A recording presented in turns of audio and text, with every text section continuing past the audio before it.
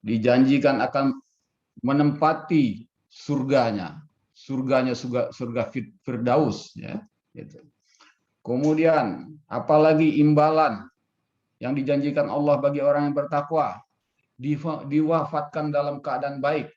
Banyak ya orang yang wafatnya ya nauzubillah ya mungkin harus menderita, harus lewat peristiwa dalam keadaan tertentu, lewat peristiwa tertentu ya yang mungkin tentu tidak kita harapkan. Nah, bagi orang yang bertakwa itu Allah janjikan diwafatkan dalam keadaan baik, ya. Nah, ini jelas janji Allah ini ya di dalam An-Nahl 32. Kemudian dijanjikan lagi rezeki yang tidak terduga, ya. Rezeki itu ada dua ya, para mandirian ya. Ada rezeki yang bisa kita duga. Tiap bulan gaji kita berapa ya, setelah naik pangkat, naik posisi, nah ini misalnya itu bisa kita duga. Ya, satu tahun berapa kira-kira penghasilan kita bisa duga. Tapi ada rezeki-rezeki yang tidak terduga dan itu pasti banyak dialami ya oleh orang ya, oleh mungkin juga kita ya.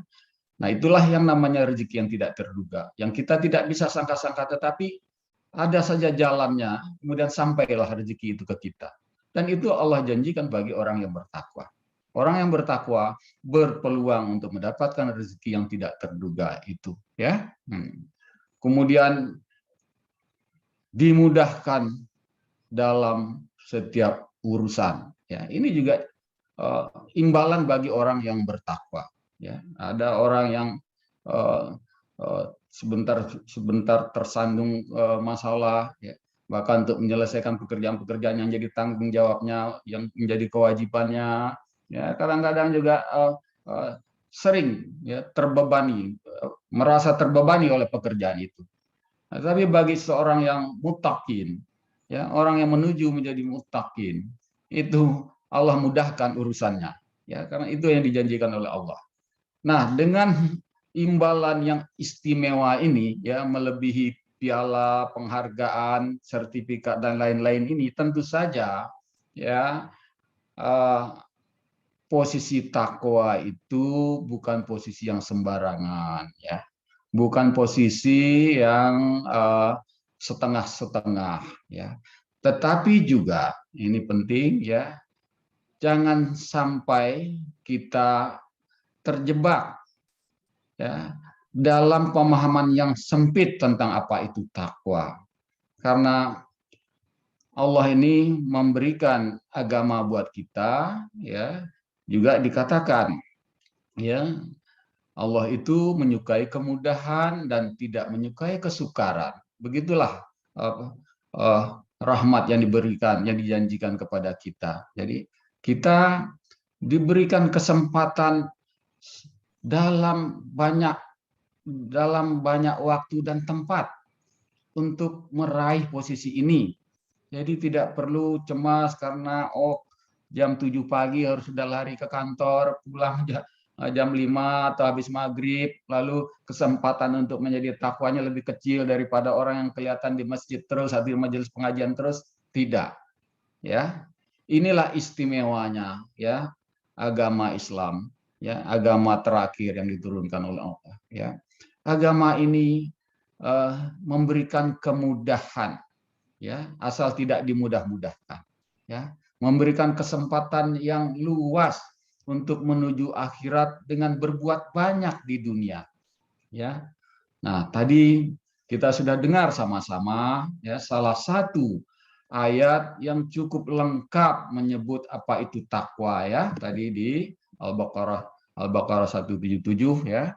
Nah, ini saya sekaligus pesan kepada mandirian, ya cukup meluangkan waktu di rumah mungkin 15 menit mencicil hal-hal yang fundamental seperti ini, ya. Baca lagi itu Al-Baqarah 177, perhatikan. Kalau sempat intip-intip salah satu kitab tafsir, ya, baca di kitab tafsirnya. Oh, ini penjelasannya tentang takwa itu. Nah, itu luar biasa ya dapatnya, ya. Jadi kita baca lagi surat Al-Baqarah 177, ya.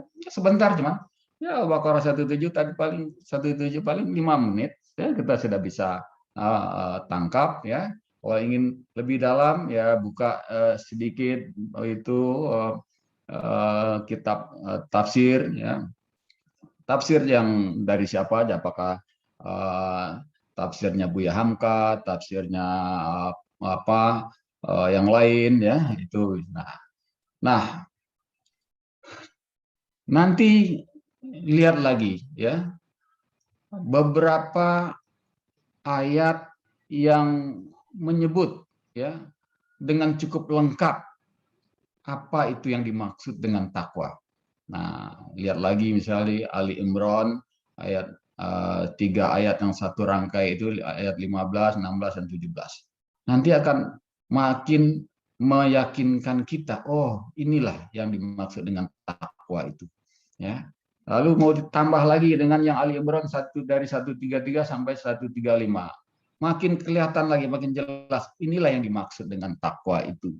Ya. Nah, lalu ada di Al-Maidah ya juga yang melengkapi ya, tentang syarat-syarat atau kriteria yang untuk disebut sebagai orang yang bertakwa. Nah, lalu ada di Az-Zariyat 17, 18, 19. Cukup ini saja ya. Kalau mau meluangkan waktu, kalau pas lagi ada waktu untuk buka Al-Quran ya lewat tab kita atau sambil istirahat, nah nggak perlu banyak ya meluangkan waktu untuk paham hal yang fundamental ini ya, yaitu mengenai status tertinggi. Apa itu status tertinggi bagi seorang muslim ya. Apa itu ciri-ciri atau syarat-syarat untuk menuju muttaqin ya. Nah, tadi kita sudah baca sudah dengarkan satu ayat ya, salah satu ayat dari hanya beberapa ayat ya yang menyebut lengkap ya, cukup lengkap ya, hampir lengkap lah dikatakan tentang kriteria insan yang bertakwa itu. Nah, coba kita lihat satu persatu ya kandungan dari ayat-ayat ini ya yang Al-Baqarah 177, Ali Imran 115, 116, 16 dan 17, kemudian Ali Imran 133 hingga 135, kemudian lihat sedikit satu ayat di Al-Maidah yaitu ayat 8 ya, diteruskan ke ayat 9 juga mungkin bisa tambah jelas lagi ya.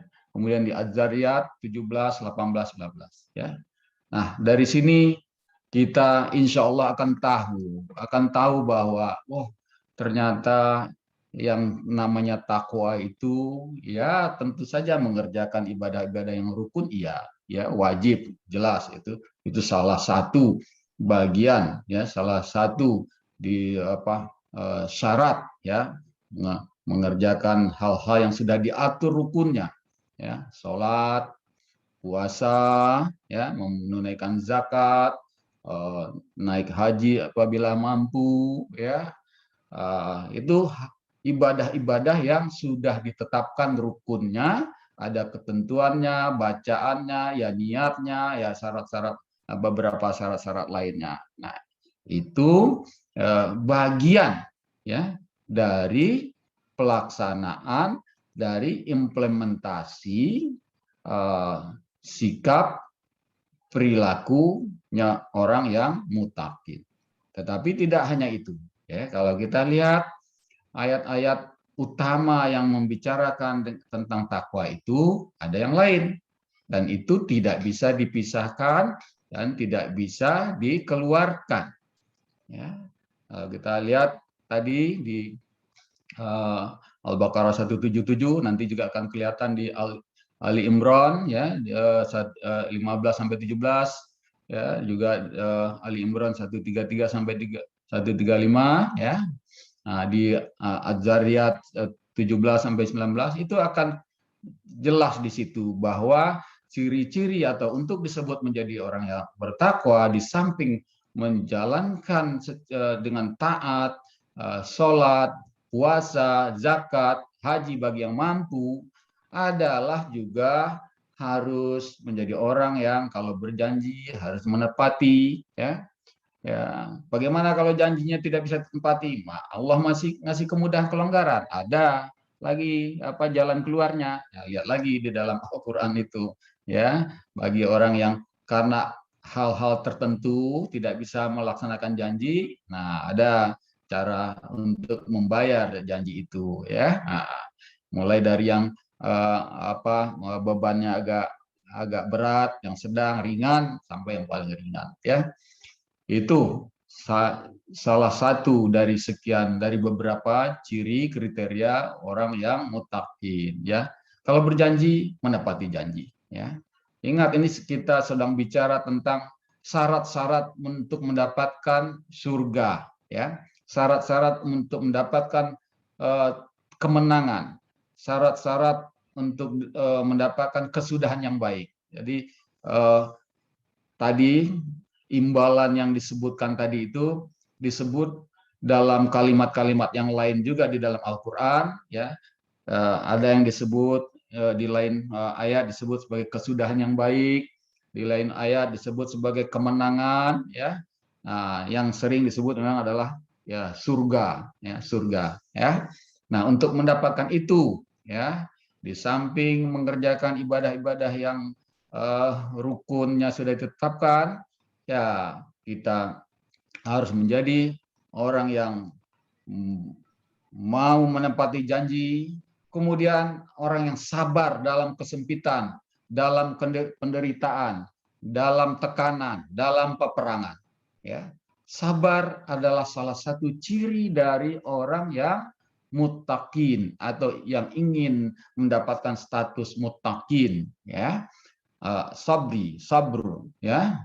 Nah, itu adalah salah satu ciri untuk menjadi orang yang muttaqin, ya. Kemudian berlaku adil. Berlaku adil ini jelas sekali, ya. Tidak boleh berbuat tidak adil kepada siapapun. Bahkan kepada orang yang berbeda agama, keyakinan, tidak boleh kita berbuat. Itu jelas di dalam Al-Qur'an, ya.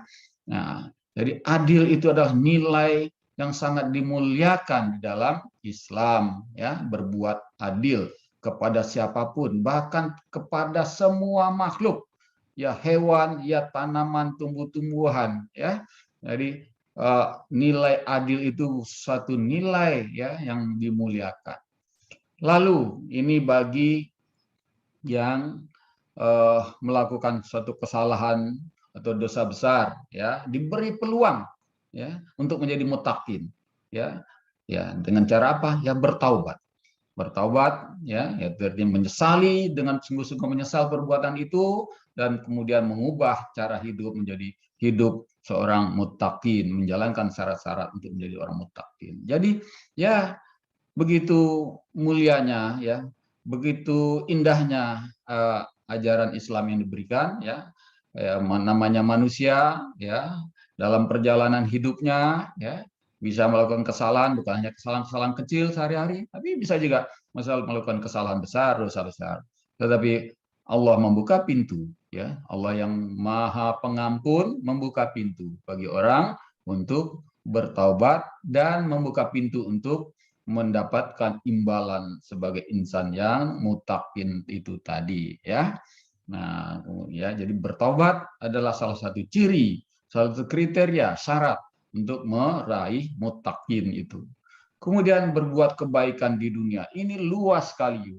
Banyak sekali ayat hadis yang menyebutkan apa itu kebaikan-kebaikan, ya.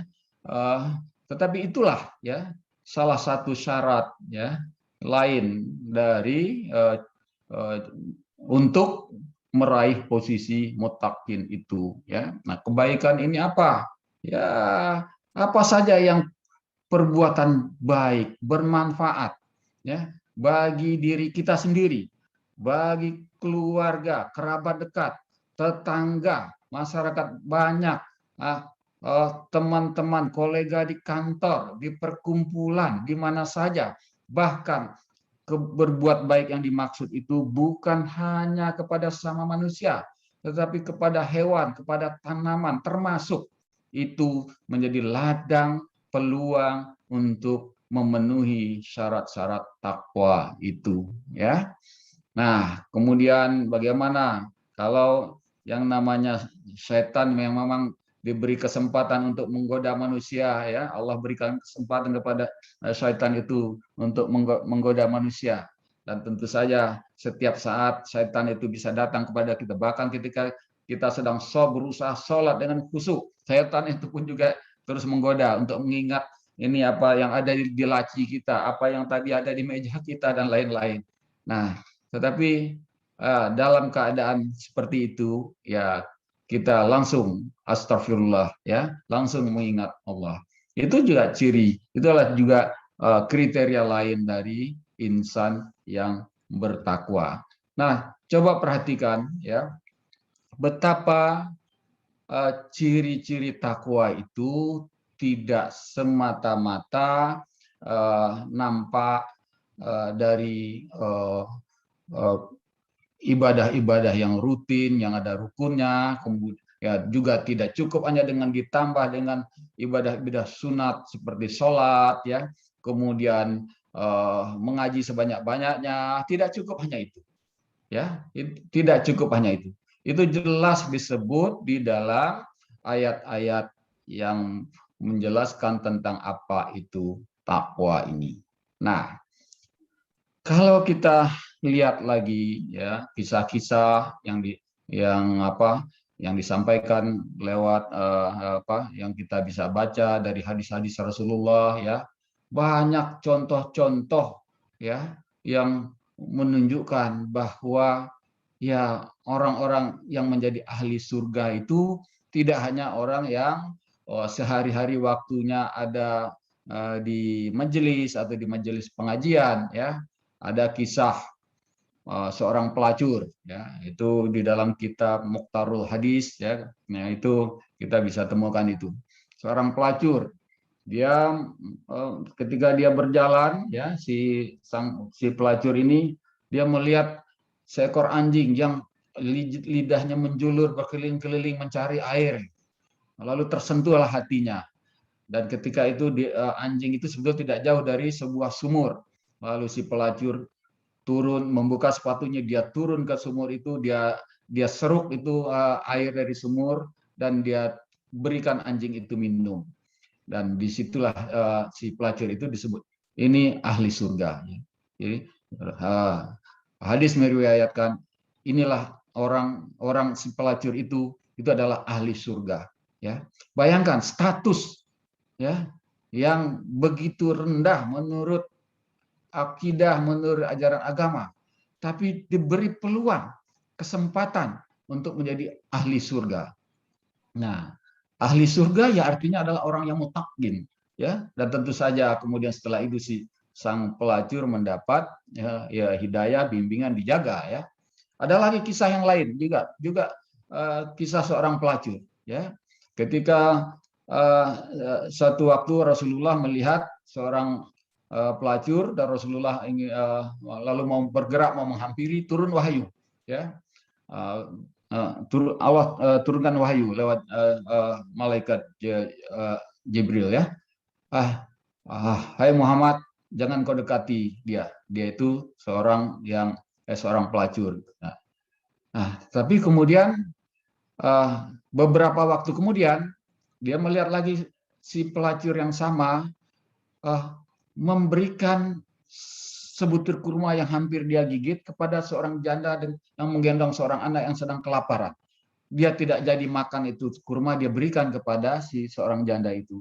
Lalu turun lagi ayat, hai Muhammad, dia itu adalah ahli surga. Ya, ini kisah-kisah seperti ini, ya, di dalam hadis ada beberapa, ya, cukup banyak, ya. Lalu ada lagi kisah mengenai Syekh Sibli, ya, dan cukup banyak, ya. Ini adalah petunjuk, ya, tentang apa itu takwa, apa itu bagian dari takwa, ya, berupa amal soleh, berupa kebajikan, ya. Nah, di dalam Al-Quran itu, ya, kalau kita lihat berulang-ulang, ya, definisi takwa itu disebutkan beriman dan beramal soleh, ya, atau beriman dan berbuat kebajikan. Tidak ada beriman sama dengan bertakwa, itu tidak ada. Tapi bahwa beriman itu adalah bagian penting dari takwa, itu iya, ya.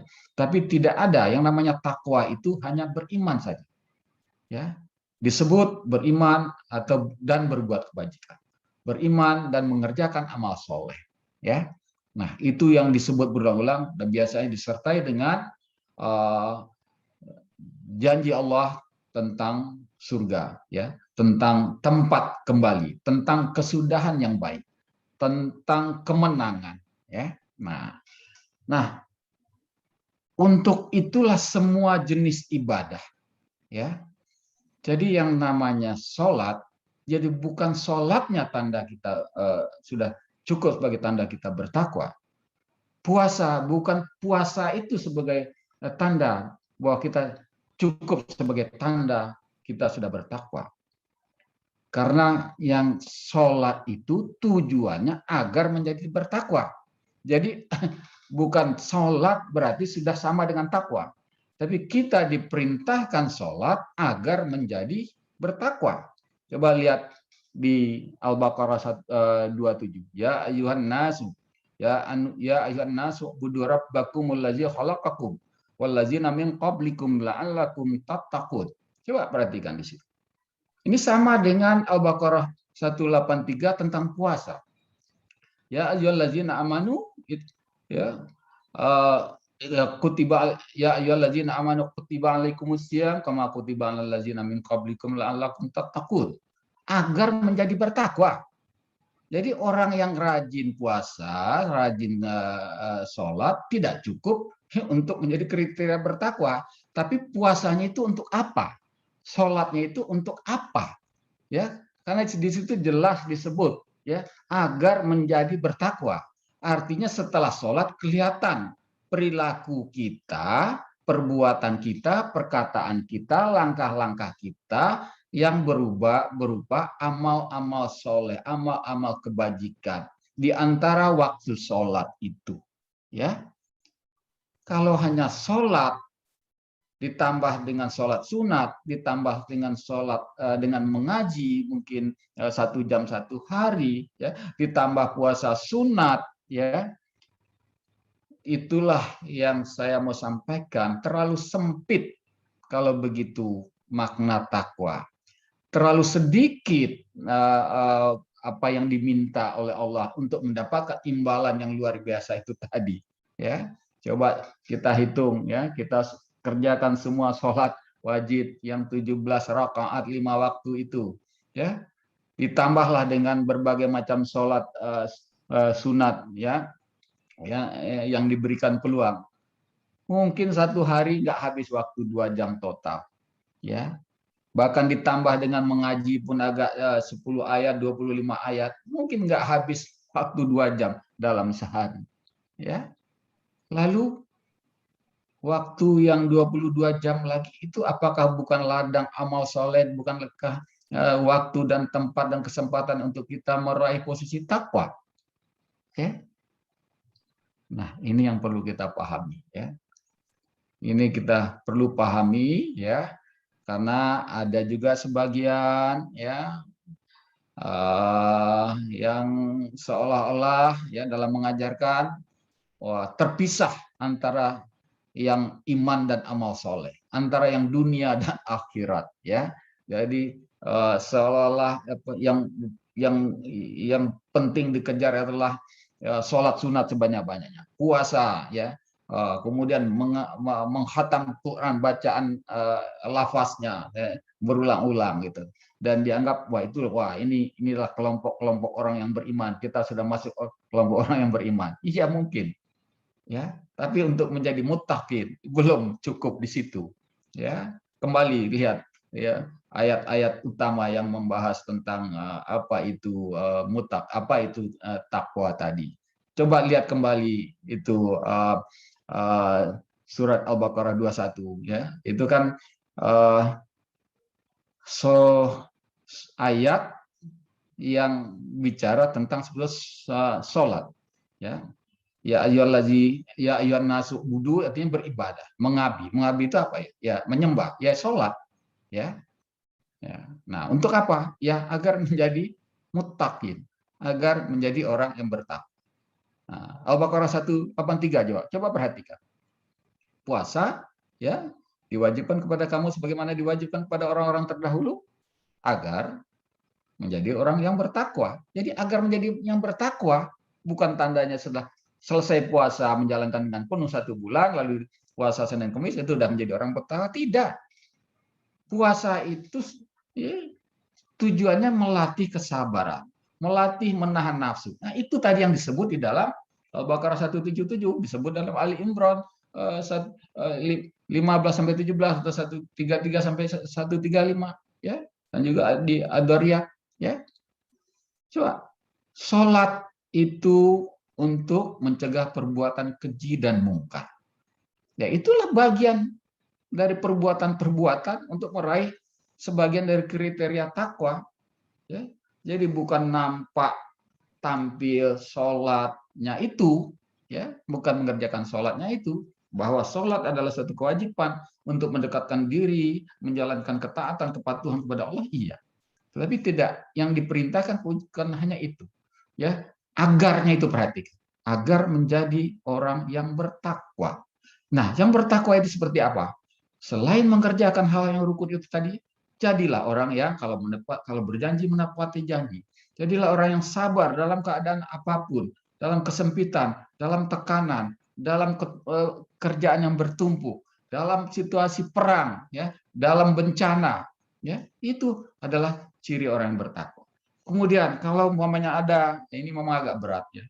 Kadang-kadang orang menyakiti hati kita itu nggak tanggung-tanggung, dia menfitnah, mengini segala macam. Betul-betul ya.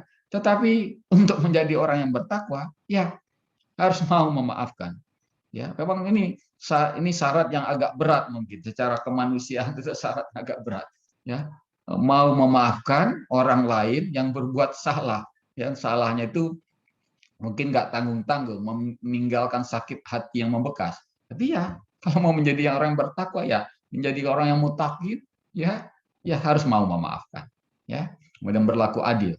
Ya, lalu kalau ada melakukan kesalahan-kesalahan besar bertaubat dan menjalankan kehidupan yang baru.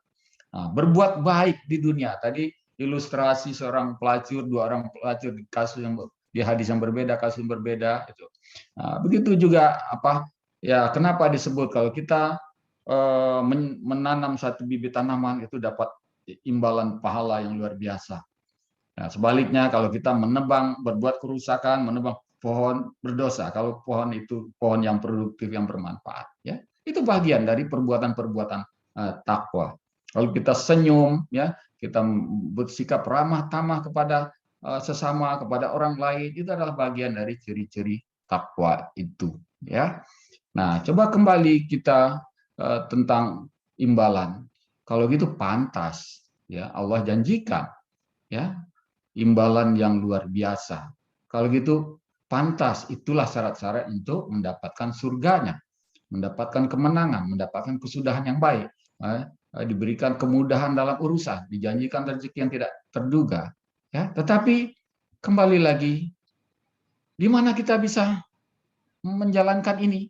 Di mana saja, ya. Kita mengerjakan pekerjaan kita sehari-hari sebagai mandirian, ya, dengan mengharap ridhonya, dengan menafkahi keluarga kita, ya, dengan membelanjakan untuk hal-hal yang baik, itu adalah bagian dari perbuatan takwa. Ya, kita cepat mudah menolong sesama teman, itu adalah bagian yang dari perbuatan takwa. Karena takwa itu berbuat baik, ya, menjalankan amal soleh, ya, dari antara 2 waktu sholat. Jadi selesai sholat itu, nah itulah gunanya sholat tadi untuk apa?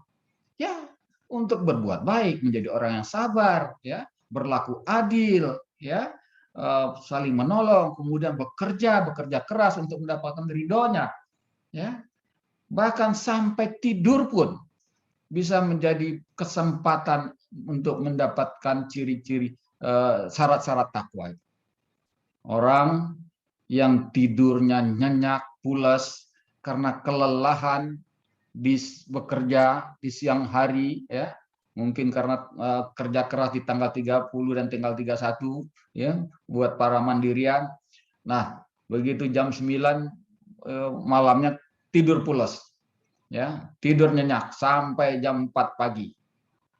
Tidur nyenyaknya itu menjadi ibadah. Dosa-dosa kecilnya dihapus karena pulasnya, karena kelelahan bekerja untuk hal yang baik di siang hari. Ya, bayangkan, ya, dalam kesempatan tidur malam pun itu bisa menjadi ibadah. Apalagi kalau sebelum tidur yang sudah bersuami istri menggenggam tangan istrinya atau saling menggenggam, itu menggugurkan dosa-dosa kecil hari itu. Bayangkan, ya, itu bagian dari perbuatan-perbuatan. Jadi para mandirian yang saya banggakan, ya, ini tema yang sangat fundamental, ya. Jadi yang memperlihatkan bahwa tidak ada pertentangan, tidak ada yang harus didikotomikan antara dunia dan akhirat, ya, antara ibadah yang diatur dengan rukun-rukun dengan yang ibadah yang lain, karena semuanya menyambung dalam satu kesatuan. Lihat kembali, ya, ayat tentang perintah puasa di Al-Baqarah 183. Ayat tentang berbagai ayat tentang perintah sholat. Salah satunya di Al-Baqarah 21 itu tadi. Yang kita kerjakan, sholat, puasa, menunaikan zakat, haji, ya, adalah untuk menjadi bertakwa, memandu kita, memandu ucapan kita, lidah kita, ya, tangan kita, ya, pikiran kita untuk berbuat yang bermanfaat. Nah, sekarang ada, ya, mungkin perlu dipahami lagi satu ayat, yaitu di Al-Hujurat 13, ya. Ya. Di dalam Al-Hujurat 13, ya, di situ, ya, Allah mengatakan jelas, ya, yang ya ayyuhan nasu inna khalaqnakum min zakari wa unsa wa ja'alnakum su'uban wa qabalita ta'arafu illa li ta'arafu inna akramakum indallahi atqakum. Nah, ini yang paling sering dikutip-kutip, inna akramakum indallahi atqakum. Nah, hai manusia, sesungguhnya kami ciptakan dari seorang laki-laki dan perempuan, dan kami jadikan kamu berbangsa-bangsa dan bersuku-suku agar saling kenal mengenal. Nah, ya, tetapi inna akramakum indallahi atqakum. Sesungguhnya yang paling mulia di antara kamu di sisi Allah adalah yang paling takwa. Bukan dari golongan tertentu, bukan dari suku tertentu, bukan yang jabatannya tinggi, posisinya tinggi, ya, tetapi yang paling mulia di antara kamu adalah yang paling takwa, ya. Makin jelas di sini, ya, bahwa takwa itu adalah pangkat tertinggi, derajat tertinggi, ya, bagi seorang yang sudah mengikrarkan diri memeluk agama Islam, ya. Nah, dari muslim, ya, dari mukmin, ya, dari muhsin, dan seterusnya, posisi tertinggi adalah muttaqin, ya. Maka Islam itu agama yang memberikan kesempatan yang luas, ruang yang luas untuk meraih posisi yang paling tinggi di akhirat nanti, ya. Di zaman yang tiada batas waktu, di zaman yang kita hidup dalam keabadian, hanya saja tinggal pilih mau yang ke neraka dulu singgah atau langsung, ya, atau di neraka selama-lamanya.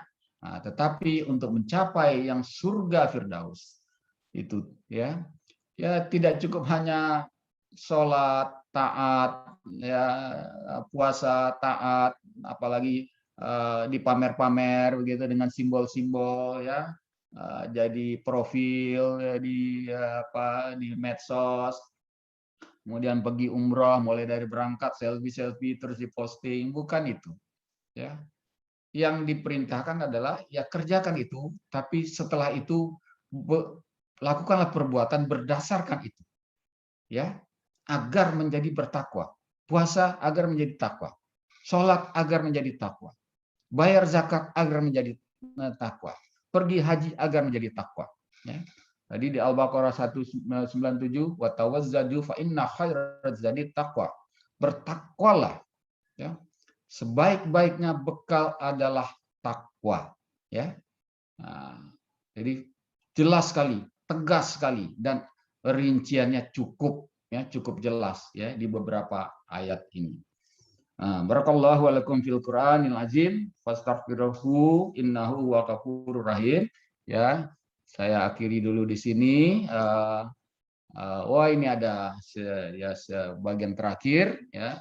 Ini setelah kesimpulan sebetulnya. Ini untuk para pendirian dan kita semua dan juga saya.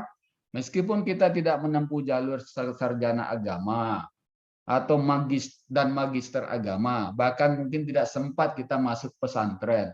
Insya Allah jalan untuk menjadi muttaqin itu terbuka luas, ya. Tapi perhatikanlah syarat-syarat. Jangan biarkan lidah kita liar, ya, mencerca orang, ya, berkata-kata buruk, ya, karena berbuat baik yang dimaksud itu termasuk bagaimana lidah kita berkata baik, ya. Nah, kemudian tempatkan dan fungsikan Al-Quran pada tempat dan fungsi yang seharusnya. Ini juga penting, tapi mungkin bisa jadi topik kita 3 bulan kemudian, ya, bagaimana cara menempatkan dan memfungsikan Al-Quran. Karena juga ini sering juga oleh kalangan tertentu, ya, pengajar-pengajar disempitkan, ya. Wah, menjadi hafiz itu, anak-anak menjadi hafiz itu adalah posisi tertinggi bagi Al-Quran. Padahal tidak ada satupun ayat di dalam Al-Quran memerintahkan untuk menjadi hafiz. Ya, yang disebut berulang-ulang di berbagai ayat adalah Al-Quran itu adalah penerangan bagi seluruh manusia, ya, petunjuk dan pelajaran bagi seluruh manusia untuk dipahami, ya, kemudian diamalkan sebagai pedoman. Al-Quran itu adalah pedoman untuk menjadi orang bertakwa. Nah, ini penting, nanti mungkin bisa setelah diisi di bulan berikutnya oleh pemberi materi yang lain, ya, yang berikutnya nanti bisa kita kita ketemu lagi nih untuk topik bagaimana menempatkan dan memfungsikan Al-Qur'an itu pada tempat dan fungsi yang seharusnya, ya. Ya, apakah membaca Al-Qur'an itu baik? Ya, jelas baik, karena memang salah satu fungsi Al-Qur'an itu memang fungsi rohani, dia menerangkan jiwa. Tapi ingat, bukan itu yang utama, yang besar. Yang utama adalah Al-Qur'an itu untuk, ya, penerangan bagi seluruh manusia, ya, petunjuk dan pelajaran, ya. Nah, ini juga penting bagi kita bagaimana cara memahami, ya, Al-Qur'an yang diturunkan sebagai pedoman, ya, sebagai pembeda antara yang hak dan yang batil, ya. Baik, kalau begitu tadi saya udah tutup dengan barakallahu walakum fil Qur'anil azim fastaghfiruhu innahu ghafurur rahim.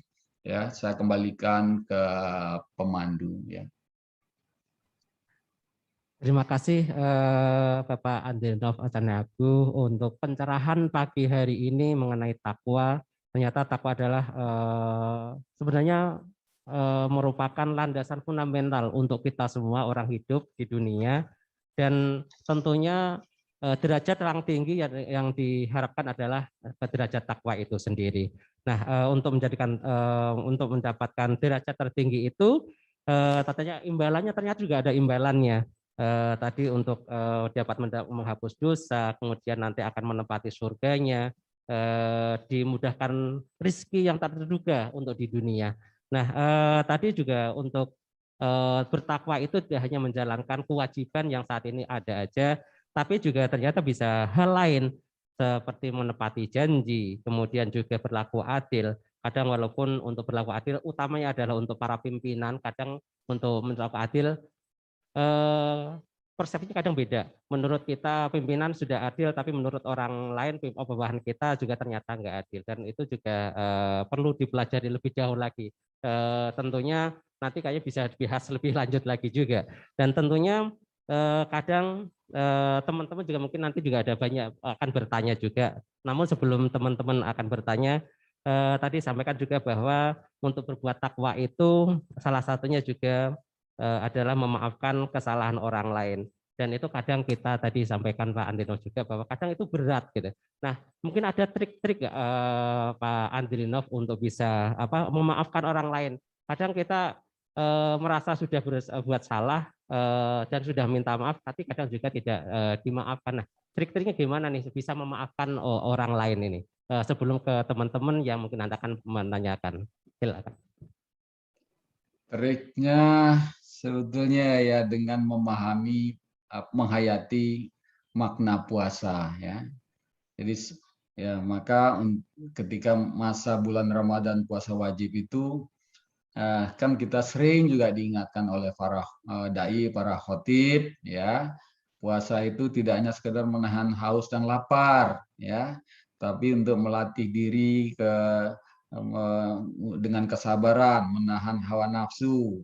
Nah, sebetulnya bagus yang rajin puasa Senin Kamis itu bagus.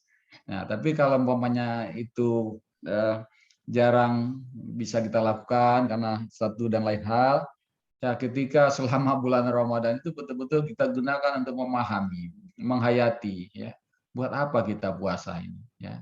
Kita dilatih 1 bulan penuh itu untuk menghadapi medan perperangan selama 11 bulan ya.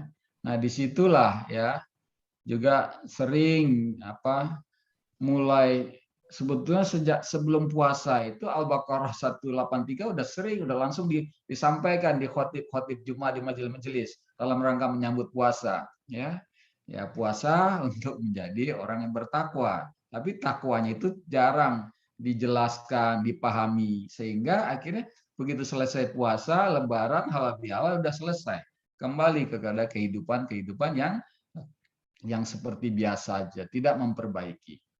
Nah, begitu juga kalau umpamanya wah puasa ini supaya lebih menguatkan lagi, oke kita ya kayaknya perlu kita puasa Senin, Kamis, ya tapi hayati itu bahwa itu adalah untuk menahan diri dari menahan hawa nafsu, kemudian mengendalikan diri dan bersikap sabar ya.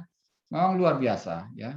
Ya bagi kami pribadi itu sabar itu sesuatu yang berat. Ya, tetapi ya itulah Allah kasih ibadah yang ada rukunnya yang wajib dan dengan pesan ya, agar menjadi bertakwa. Begitu juga sholat ya.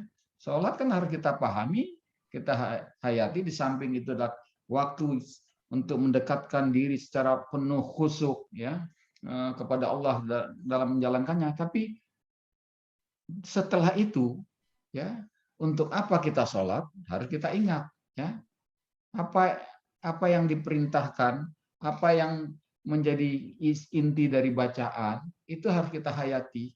Itulah yang akan memandu kita termasuk untuk menjadi orang yang sabar ya, orang yang bisa mengendalikan diri. Nah, disitulah sambungan ini yang harus kita jaga terus ya. Sambungan antara ibadah yang ada rukunnya dengan amal soleh yang waktunya adalah antara waktu yang sholat yang satu dengan ketemunya waktu sholat yang lain ya. Berbuat baik, bekerja keras ya, itu adalah perintah dalam Al-Quran dan dalam hadis-hadis ya. Bekerja, melanjutkan pekerjaan apabila selesai dari satu pekerjaan ya, kerjakan lagi pekerjaan lain. Itu adalah perintah-perintah yang isinya adalah amal soleh, itu dalam rangka implementasi dari amal soleh itu tadi ya. Jadi kembalikan saja, buat apa kita sholat, buat apa kita puasa ya. Nah, kalau itu kita hayati, kita pahami ya, kita tindakan perbuatan kita selesai puasa itu, selesai sholat itu ya, sampai ketemu waktu sholat berikutnya, itu antara lain adalah mengingat, ya, kalau ada godaan untuk marah, kita nggak jadi marah, ya, kita kita harus mengendalikan diri. Nah, itulah tandanya kita menghayati ibadah-ibadah yang ada rukunnya itu tadi, gitu ya.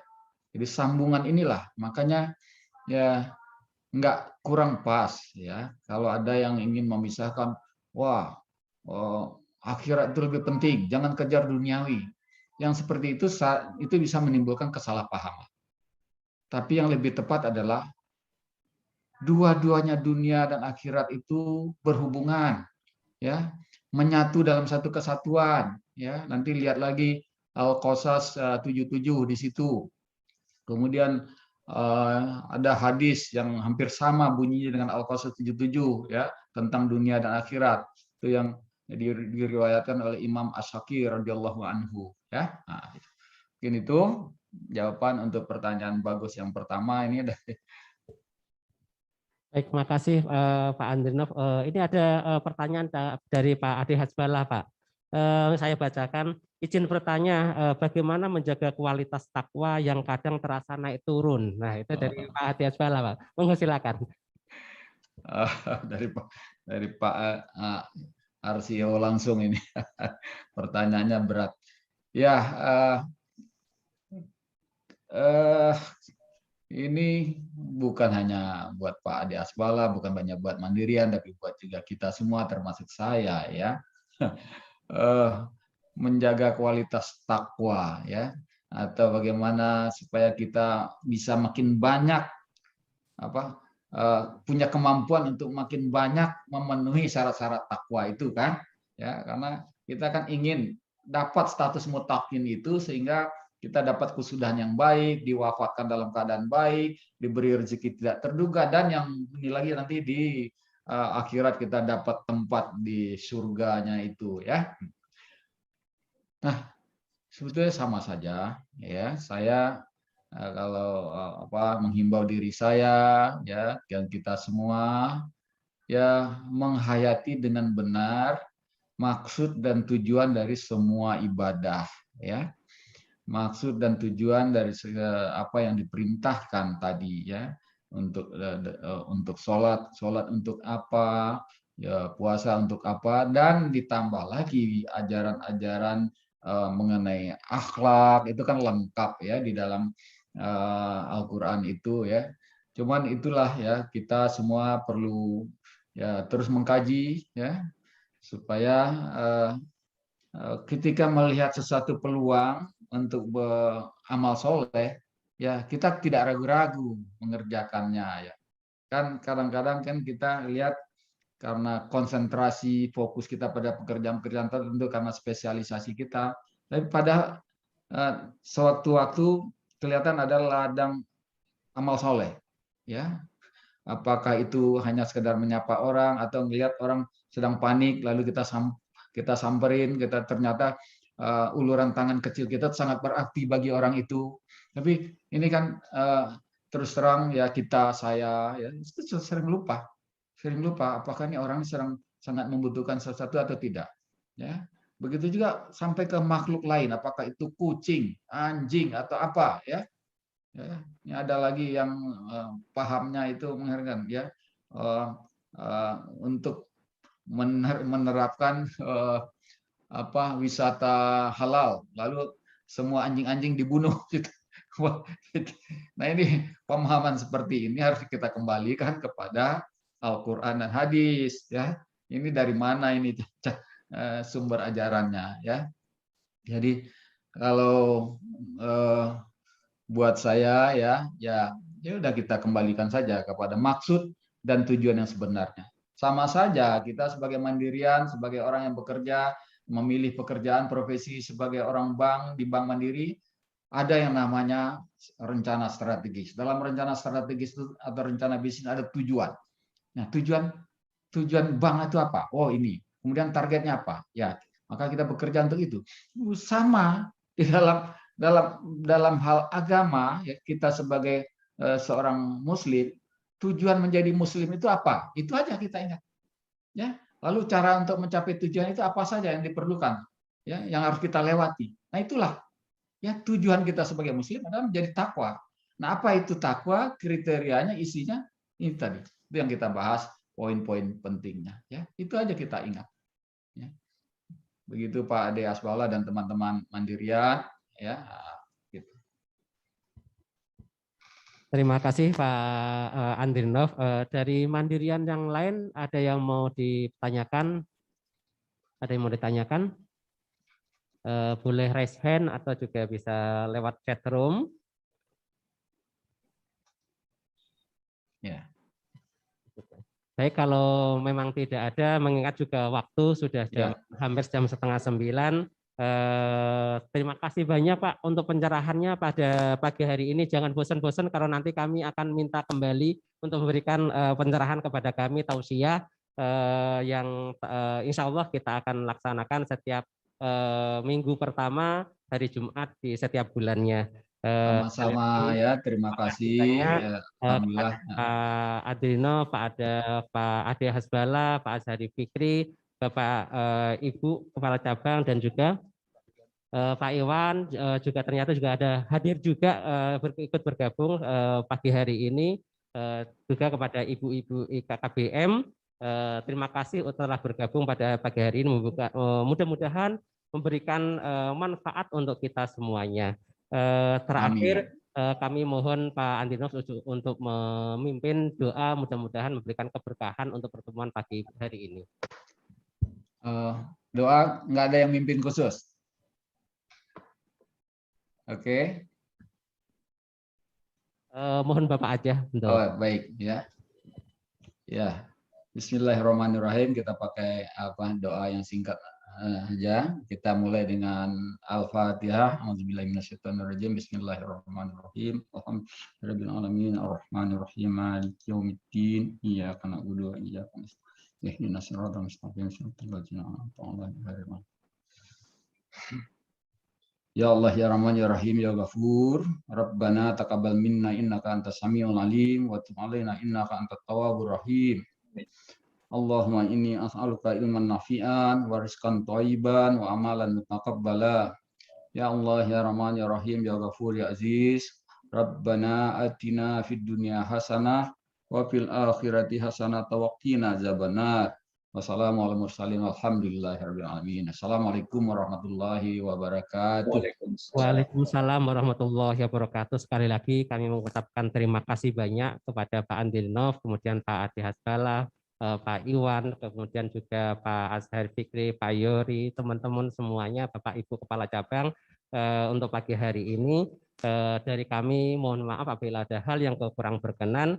Terakhir kami tutup dengan pantun. Pergi ke pasar beli ayam jago, sampai di rumah jangan lupa dimasukkan kandangnya. Terima kasih Pak Andrinov Caniago atas tausiahnya, semoga bermanfaat, meningkatkan iman dan takwa. Ini itu pantun pagi hari ini. Dan terakhir biji selasih buah kemangi. Terima kasih dan kami akhiri dengan wassalamualaikum warahmatullahi wabarakatuh. Waalaikumsalam warahmatullahi wabarakatuh. Terima kasih ya Pak Ade Hasbala, Pak Iwan, Bapak Ibu semua, Pak Yori, teman-teman Mandirian yang saya banggakan ya. Sukses selalu ya. Amin. Assalamualaikum warahmatullahi wabarakatuh. Waalaikumsalam warahmatullahi wabarakatuh. Makasih Pak Andrinov. Ya Pak Ade. Pak Yori dan salam ya buat teman-teman ya di region ya. Insya Allah kami sampaikan Bapak. Ya. Makasih Pak Iwan, Pak Fikri yang sudah join juga. Terima kasih Pak Andrinov, Pak Ade, Pak Iwan, Pak Fikri, Bapak Ibu semua. Assalamualaikum warahmatullahi wabarakatuh. Waalaikumsalam warahmatullahi wabarakatuh. Izin pamit ya teman-teman ya.